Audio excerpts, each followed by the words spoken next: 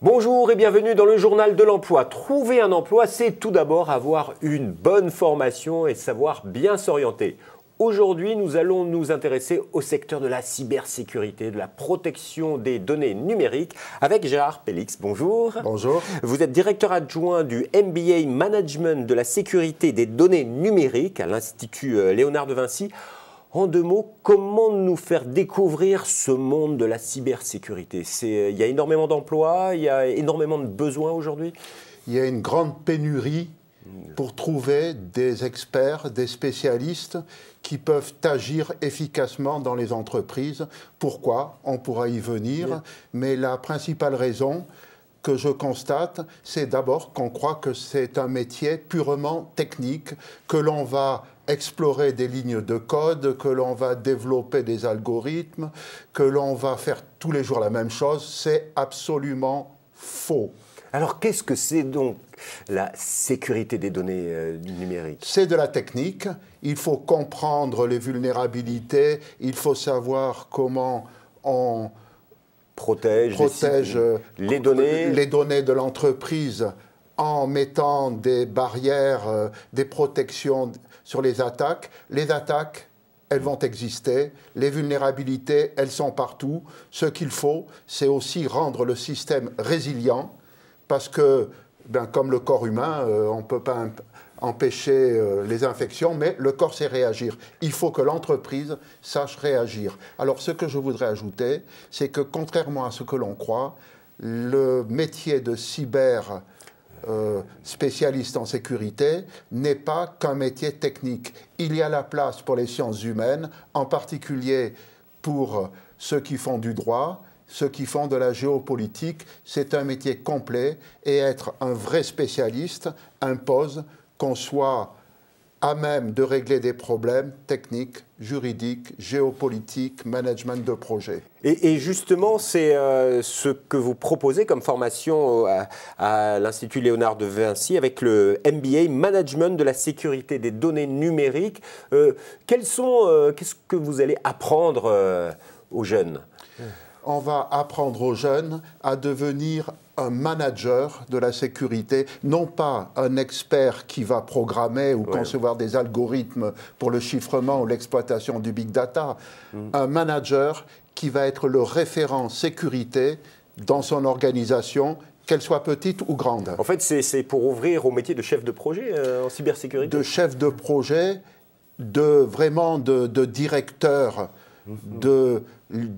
être garant de la sécurité d'une entreprise, entreprise. De la sécurité de l'entreprise, de pouvoir faire qu'elle va continuer parce qu'il n'y aura pas de catastrophe qui va détruire ces données. En fait, c'est un expert qui est technicien, qui est juriste. Alors, parce que dans les médias, on a un petit peu une atmosphère un petit peu catastrophique sur les attaques, les cyberattaques. C'est un vrai phénomène. Il faut faire très attention aujourd'hui, qu'on soit entreprise, service public, voire même particulier. Vous ne pouvez pas savoir à quel point les entreprises, organisations sont menacées. On voit des attaques nouvelles arriver tous les jours. Je peux vous dire qu'il y a une centaine de milliers de nouvelles souches de virus qui sont injectées par jour sur Internet.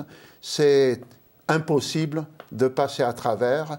Plus, ce n'est pas seulement d'infecter, de chiffrer vos données pour vous demander une rançon pour les déchiffrer, c'est aussi l'espionnage qui se fait en silence. Vous ne savez pas que vous êtes espionné et vos données sensibles s'en vont dans la nature. C'est l'attaque qui consiste à détruire la réputation d'un patron ou d'une entreprise.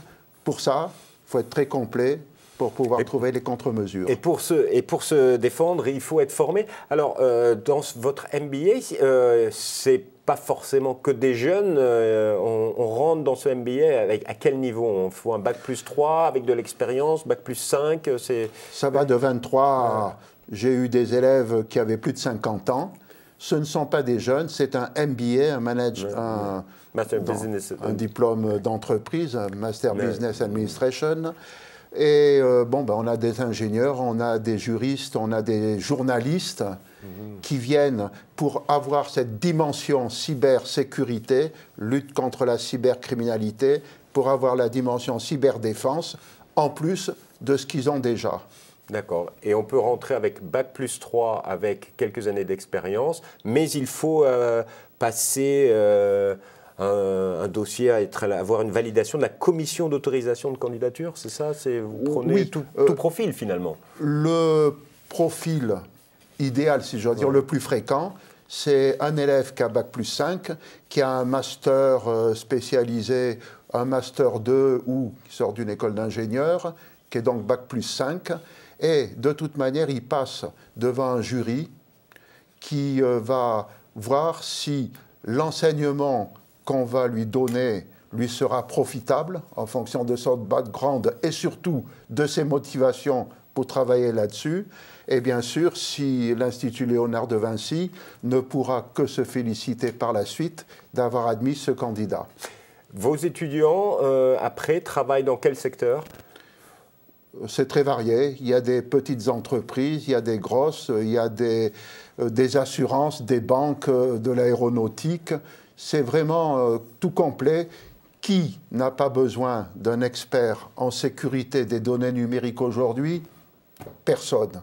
Donc tout le monde en a besoin et les élèves se répartissent un peu dans tous les secteurs et on en trouve de plus en plus. Du grand groupe à la PME. Il y a quand même des entreprises qui, je ne dirais pas se réveillent, mais embauchent beaucoup. Ce sont les banques, ce sont les assurances. Par exemple, le marché de la cyberassurance est très en vogue en ce moment et bientôt tout le monde voudra souscrire des polices. Un métier qui est tout à fait d'avenir, c'est le métier de DPO, Data Protection Officer, qui va être rendu obligatoire pour certaines organisations quand le RGPD, le Règlement général pour la protection des données, va être implémenté. C'est le 25 mai 2018, très exactement.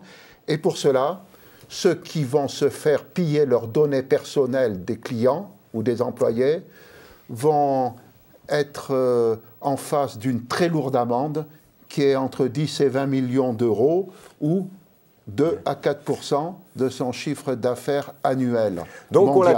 on l'a compris, il va y avoir énormément d'embauches dans ce secteur. Donc si vous êtes intéressé par cette formation, vous pouvez aller sur le site internet www.ilv.fr, c'est le site de l'Institut Léonard de Vinci. Sachez qu'il forme une vingtaine d'étudiants chaque année. Merci beaucoup, Monsieur Pélix. Et quant à nous, on se retrouve bientôt pour un nouveau journal. Au revoir et à bientôt.